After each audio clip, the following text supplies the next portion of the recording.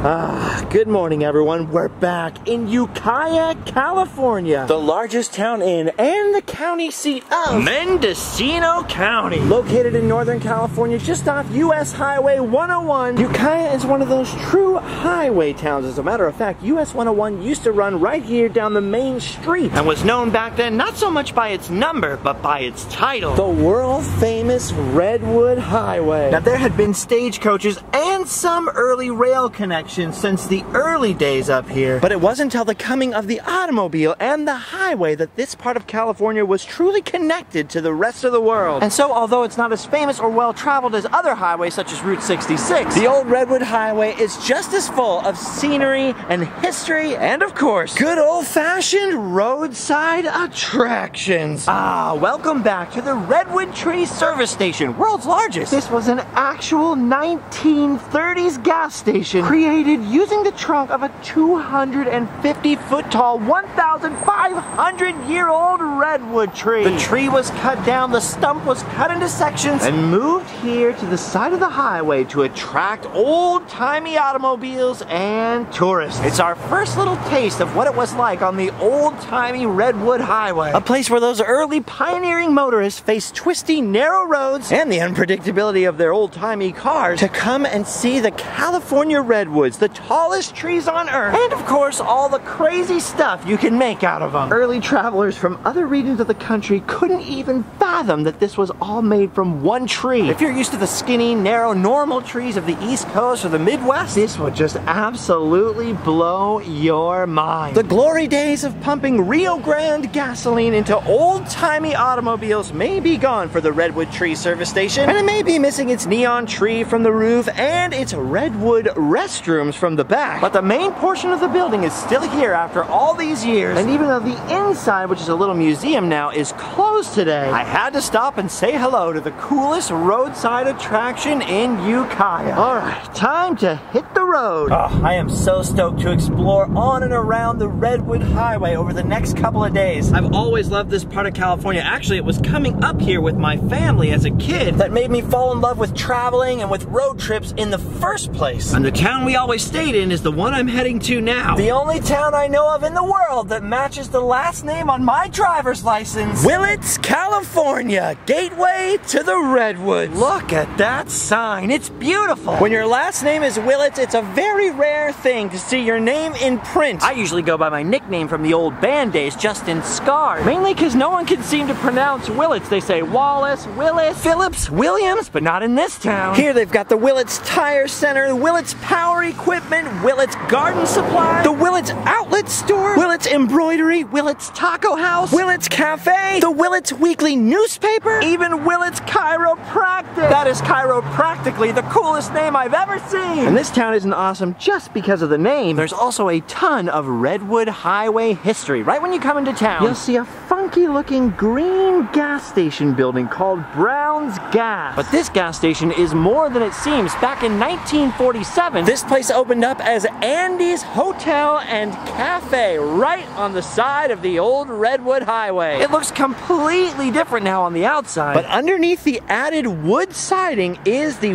once Art Deco Andy's Hotel. Not only can you tell by lining up the windows on the existing building now, which of course are still in the same place, but looking at the hillside beyond the old Andy's building, you can see where there was a more modern wing of hotel rooms built just a little bit later. I can't quite line up the old postcard shot perfectly because that would necessitate standing in the middle of the very busy highway, but this is actually the same spot. The original glass brick Art Deco entrance is gone now, but if you head inside the convenience store portion, you can still see the old original walls from the cafe. It's crazy now to think that people used to stay in this building upstairs in the hotel rooms. Nowadays, those little rooms are home to small businesses, and there's very little sign now that this was once a popular tourist stop, except for one thing. Hidden in the back is something we're gonna see quite frequently on the old Redwood Highway, an upturned base of a giant coastal redwood tree. Check out the little platform underneath. You can tell this used to be an old school fun pick opportunity for all those people that were staying upstairs in the 1940s. Andy's wasn't the only roadside motel in Willits. This town is literally littered with them. Take, for example, the Edgewood Motel, one of the few from the 1940s still operating under under its original name. The sign's a little bit different than the one in the 1950s, and so is the motel office. You can see it's been added on to a little bit. Let's not forget that the prices are a little bit different too. Back in the early 1950s, 2 people could stay at the Edgewood for only $5. Wow, that's a heck of a deal. I like that old original neon sign up there. Nothing like seeing some vintage neon signage when you're road tripping. It would have been all over this town back in the day. Main Street right here was US 101, the old Redwood Highway. Oh look, check this old sign out. You can barely make it out, but it says Dinners right there with a cool neon arrow pointing down. If you were to just look at the modern restaurant El Chicano, you might not even realize you're actually looking at an old historic roadside diner. Anyway, back to the motels. There's today's Western Village Inn, known in the 1940s as the Berkeley Court. The Lark Motel, which was brand new in 1951 and still operating with grace, charm, and its original name. Gotta love that 50s ranch style building. Ooh, I'd love to have a house that looks like that. And then right across the creek is the modern Pinecone Motel, opened way back in 1938 as the Sunset Lodge Auto Camp. Oh my gosh, look at this creek down here. Wait a minute, there's a body down there.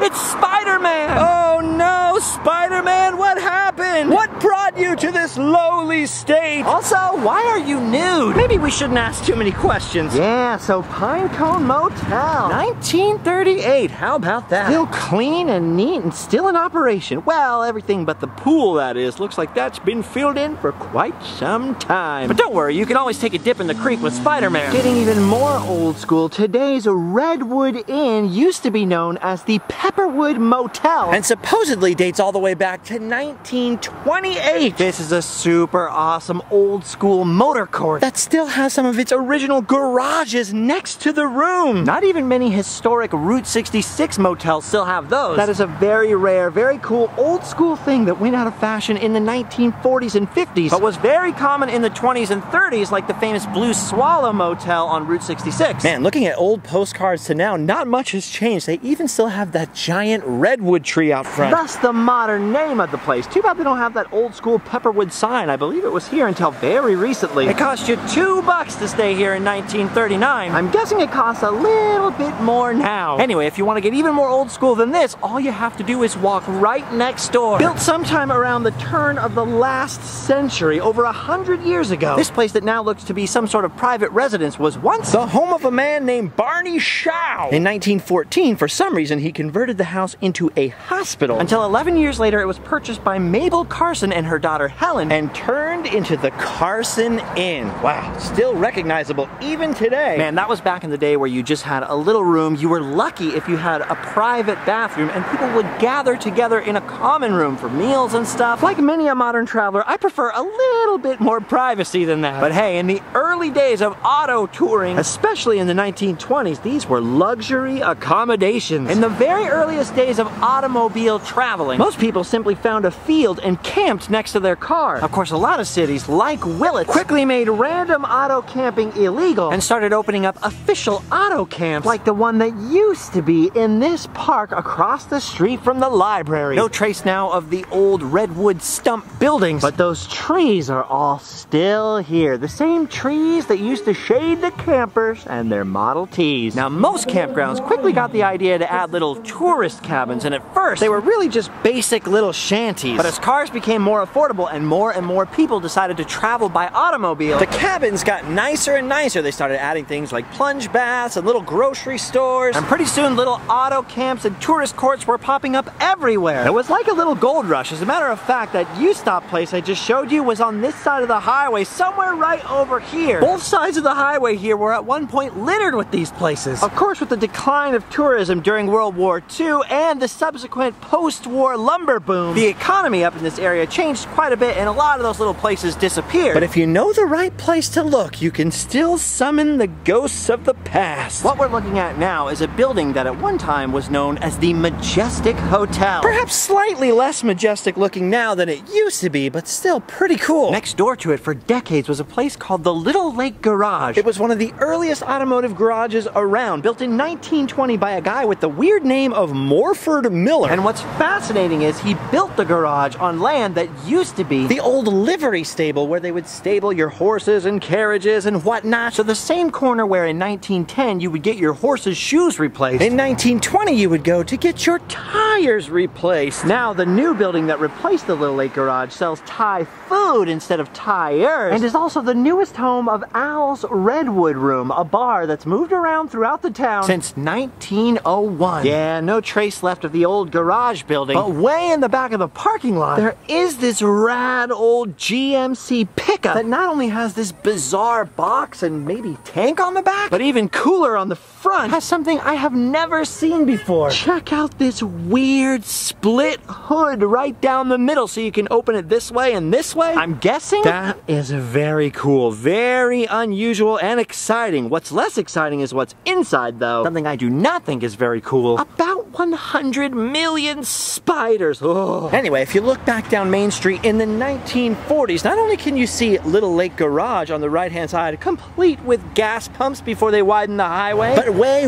in the background, you can actually see a sign for Al's Redwood Room when it was located farther down the street. Wow, I wish I could have visited Willits back then. Just a look of everything from the delivery trucks to the signage, the thriving Main Street businesses. It all looks so awesome. Don't you wish you could just pop into old pictures, Mary Poppins or Gumby style? There's an even older photo looking south from the early 1920s. From right about here, that's amazing. You can see the very old school early automobiles. This is before the historic hotel van was even built. And on this now vacant corner was the Willits Hotel that you can kind of see the awning of in that old picture. Man, a lot has changed, huh? Speaking of change, this section of the old Redwood Highway through Willits once had a pretty cool roadside attraction. If you head into the local museum, you can see a picture of it. It was a gigantic lemon stand. How sweet is that? Well, as sweet as it was, I guess the town soured on the idea of a giant lemon because it was eventually replaced with the now 101 Drive-In. A very cool, very historic, old school looking building in its own right. The kind of classic American burger joint that wouldn't look out of place on Route 66. And from the smell of it serves great food. It's great looking, it's historic, it's perfectly situated under some gigantic old redwood trees. It just makes me feel a little sour they didn't also keep the lemon. Don't worry though, gang, although you cannot visit a giant lemon today in Willits, there's still another awesome attraction in this town that you can visit. An attraction so awesome, it's actually the #1 tourist draw for the whole area, the world famous Skunk Train. And we are going to ride it, but you know what stinks is we're gonna have to wait until morning. I actually did make it to town on time to catch the train today. Unfortunately, right when I got here earlier, an entire tour bus full of people was getting off and had purchased all of the remaining tickets. So all I could do is watch it roll away through downtown and say to myself, well, it stinks. But luckily, I did manage to snag the very last ticket for tomorrow's little stinker. So after looking at all those Willits hotels, I guess it's time for me to check into my Willits hotel. The Old West Inn. Check it out, all the rooms here are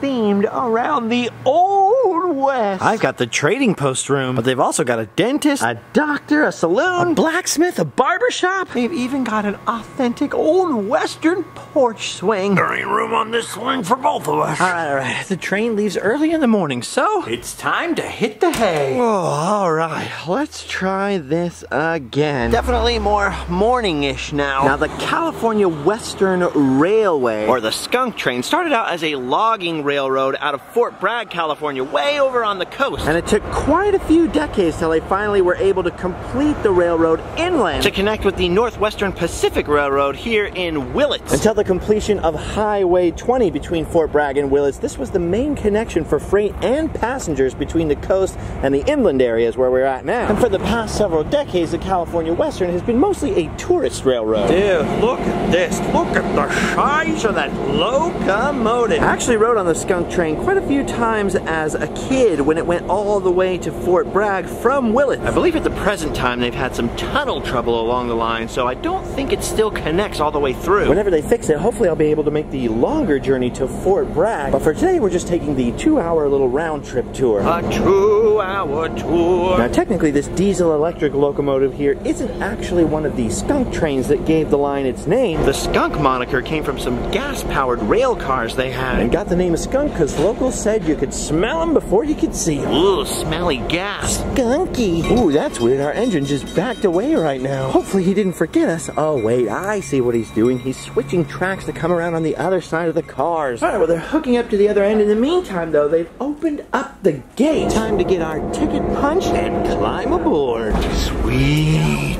Oh, wow. I forgot how big it is on here. Snack bar, popcorn buckets. But here's what I'm looking for. The outdoor observation car. Most people stay up here for a little while and then leave. Because there are no chairs. Luckily, I've got them Disney legs. Lots of practice standing. So I'm ready to roll. I love seeing all this extra rail equipment. You can see one of those gas-powered rail cars I was talking about that gave this the name Skunk. But look at this. There's a van with train wheels on it. That's what I call riding the rails. Up. Looks like we're going. Oh, sweet. Oh man, I love this. Ever since I got to drive that train at knots, I've had a whole new appreciation for him. Hey, another train van. Oh, dude, this is so awesome. and it's only gonna get better. Woo. A little louder than I expected there. First, before anything else, of course, we've got to make our way out of the town of Willits, which provides a really cool view from the train tracks. I feel like I'm in someone's model railroad. Oh, you can see all those old spurs where the trains used to pick up industrial cargo. Lots of little sections of abandoned tracks over here. Oh, yeah, I love stuff like that. All right, we're now rounding the turn towards the old abandoned water tower, which means that we're very, very close to the famous Willits Arch sign. Hello, everybody down there. It's weird, I'm actually enjoying this a lot more than I did when I was a kid. As you can see, still a lot of lumber yards and industrial stuff along the tracks. Railroading is still alive here. Eventually, a little ways down the line, the train passes through a Koa Campground, where they used to actually pick up passengers. That's where my family and I used to stay when I was a kid. Let me tell you what, it was very exciting watching the Skunk Train roll by every day. Oh. There it is, the Koa Campground. I got a lot of fond memories of that place. Hey, I don't remember having a castle when we camped here. Oh wait, look, they do still pick up passengers here. Oh, what the heck, I should have stayed here this time. Just a quick stop to add some passengers, and off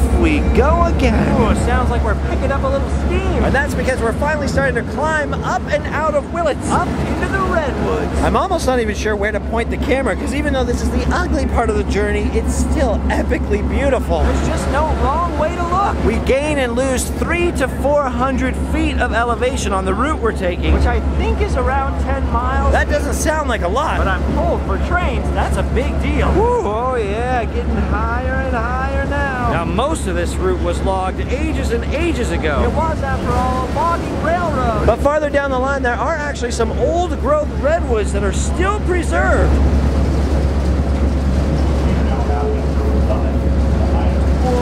What in the world is this building here? All the rail fans on board seem pretty excited about it. Oh, whoa! We reached the summit, and now here comes the tunnel. Whoa!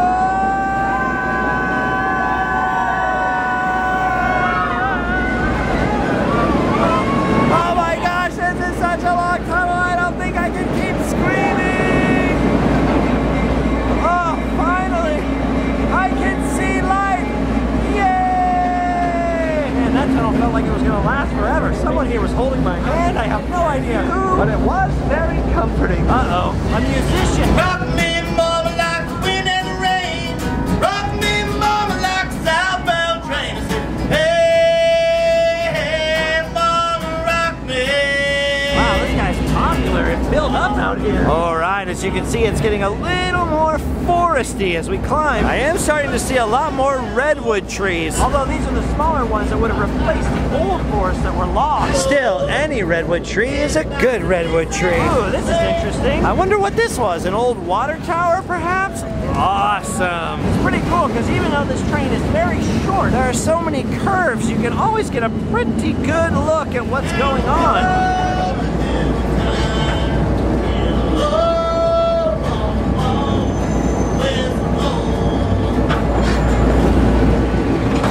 Whoa, starting to see some much larger trees now. Whoa. when you're riding in a full-on, fast massive train and you pass a tree you know could fall down and crush it like a worm? Well, my friends, that is an impressive tree. Ooh, look at that shack. We're going a little faster because we're headed downhill. I've got to tell you, there's nothing quite like riding on a train. This is fun. Oh, we're slowing down now. Ah, we've reached Crowley. This is our stop. You can see here the passengers are disembarking because this is where the locomotive once again has to disconnect from the cars, head down to the switch, and then they take it down that other piece of track to put it on the other end of the train. Ah, look, there they are making the switch right there. And here comes our locomotive. Look at the size of that thing. Wow. That's a big one. That's one fine-looking locomotive, my friends. See, back in my day, I used to eat onions, so I would know. Anyway, as the engineer and the other railroad staff are doing that down over here, we've got our resident musician playing the flute.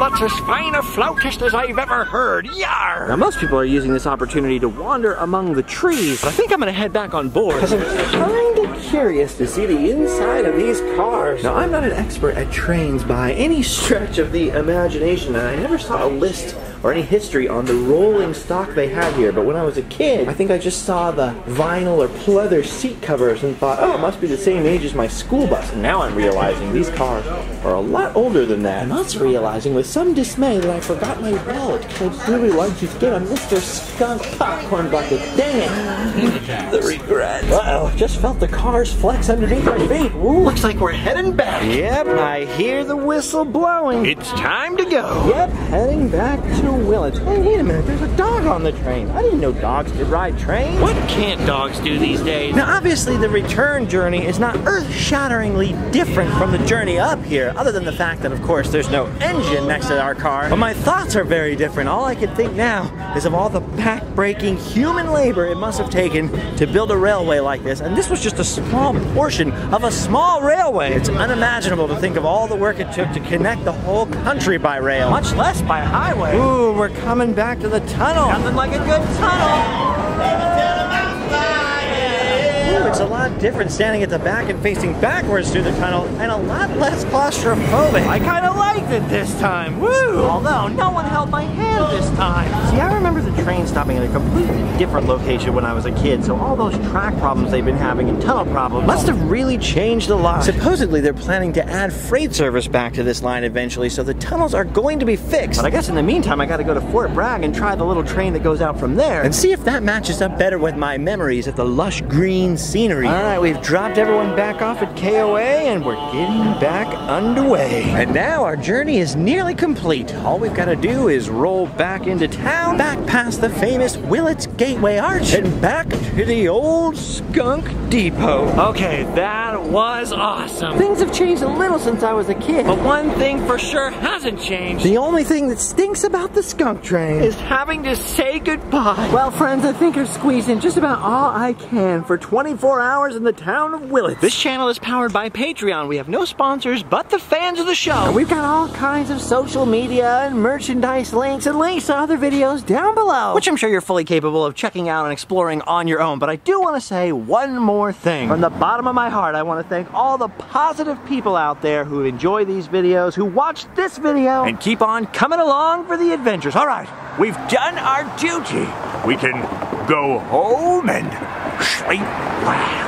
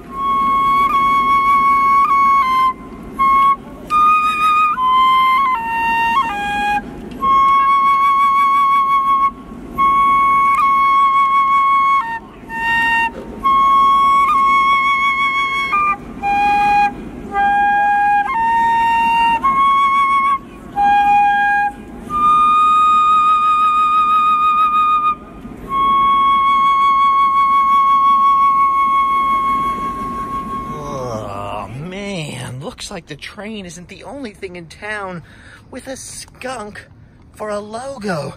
And this thing, oh, this thing deserves it. Stinky. Who's stinky? You are. That's right, you cute little skunk. You little stinker. You little stinky poo. You reek. You reek. But you love it, don't you? Yes, you do. Wait a minute. Adam the Woo? Excuse me, pigs. You're on the road. Excuse me. Are you guys lost? Two pigs just traveling the highway. Two pigs roaming all alone. Two pigs, no one but each other. Two pigs, nowhere to call home. Two pigs standing in the roadway, gonna be baking pretty soon. If they don't get out of that roadway, oh no, I hear a car is at their doom. It just might be. Zip!